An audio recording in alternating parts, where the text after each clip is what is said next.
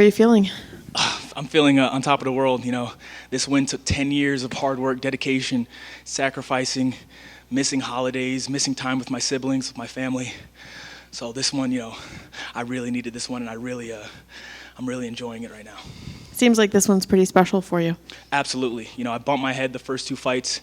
I was kind of counted out, and it just, took me in a really, really dark place. Had a lot of people turn on me, a lot of fake friends exposed, and I'm just so happy that I finally came out on top. How do you stay positive during that time? It was definitely hard, but the biggest thing is being surrounded by good people. My girlfriend, my family, all my training partners. And, at the end of the day, I couldn't be too mad because I was still signed with the UFC. I was such a big fan of the UFC and MMA when I was a kid. I never really watched football or baseball or basketball.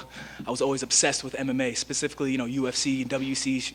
And, so it's a surreal moment to be here, to be fighting, to be living. It's rare that a child gets to live out their childhood dreams.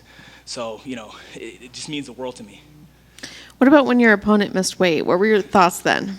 I was like, yes, more money, more money. People don't really realize how much it costs to, have a world-class camp, and then, all the miscellaneous expenses too. Like I got a microwave that was $17 a day at the hotel, you know what I mean?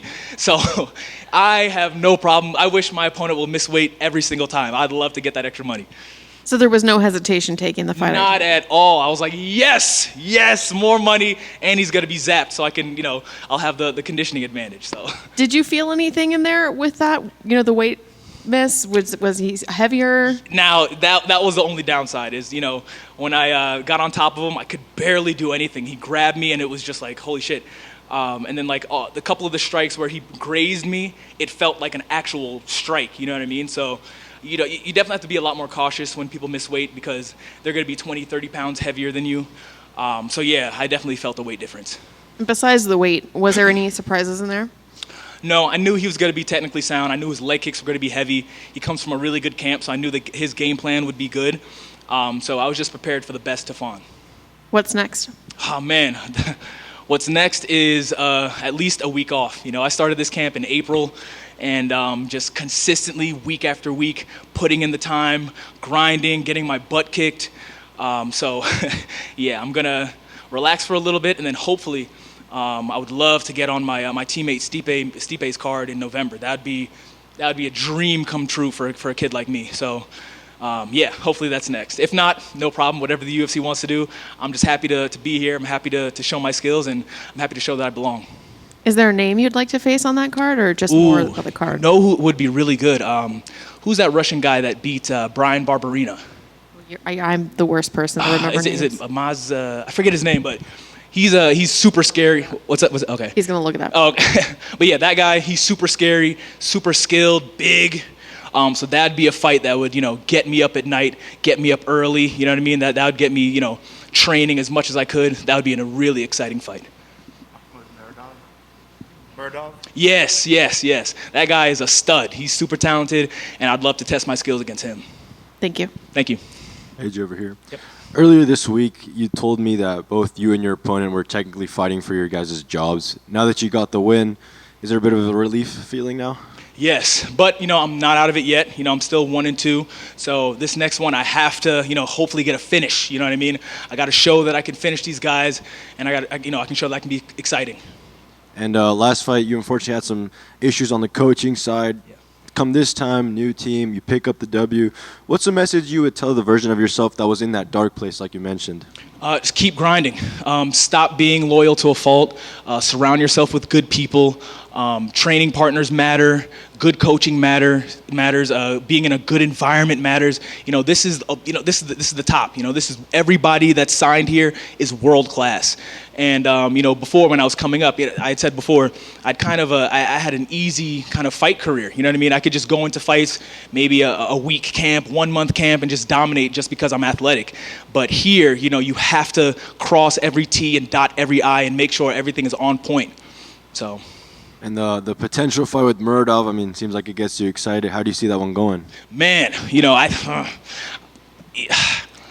I want to say I could stop him. I think I'm a little bit faster. But again, he is tough as hell. So that'd be something where I'd have to dig deep. I'd really, find myself in that fight. And, that would definitely take me to the next level, win or lose, being in the cage with him. And did you notice anything different from your performance from this time compared to the last one in Abu Dhabi? Yeah, I felt a lot more light. I felt a lot more driven. I felt a lot more confident because I had put in the work. You know what I mean? That last camp, I was kind of doing it on my own. So this time I had the proper structure, proper training camp, and it paid off.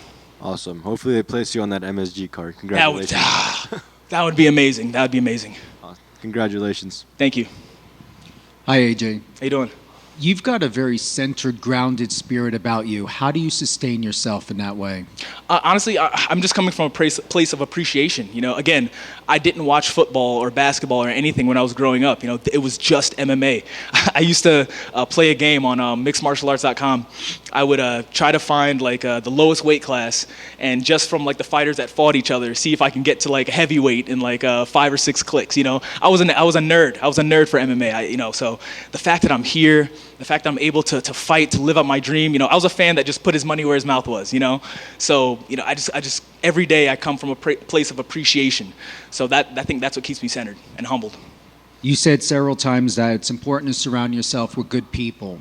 Within that, there is a responsibility of communication. So what are you doing to require for yourself and those around you to communicate so that there's no misinterpretation of people's positions in your life? Like you said, just being upfront, having those hard conversations, having the one-on-one talks, and making sure that everything is clear from the get-go. It's really easy to kind of just gloss things over and just assume certain things. And now growing up, it's an important lesson to make sure that you're clear and precise with everybody. So, congratulations. Thank you so much. So you mentioned that that you're a nerd for this sport. How beneficial do you think it is to be a nerd of whatever profession you're doing, especially in sports? It's huge. You got to be able to study your opponent. You got to be able to do the right MMA math. You got to be able to break down people's skill set.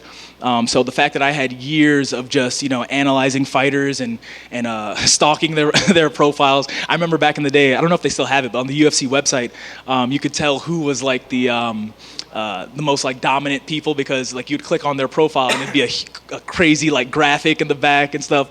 So just being able to have that patience to really break down all of their fights, and I did it for fun. So now I get to do it for work. So Awesome. Thank you. Thank you. You're from Ohio, and no Buckeyes love, no Browns love? Oh, of course. You saw me do the OH. Oh, I didn't. Yeah. I did. Well, IO, brother. Yes, sir. Love the Buckeyes and the Browns, for sure. Very cool. All set? Thank you, guys.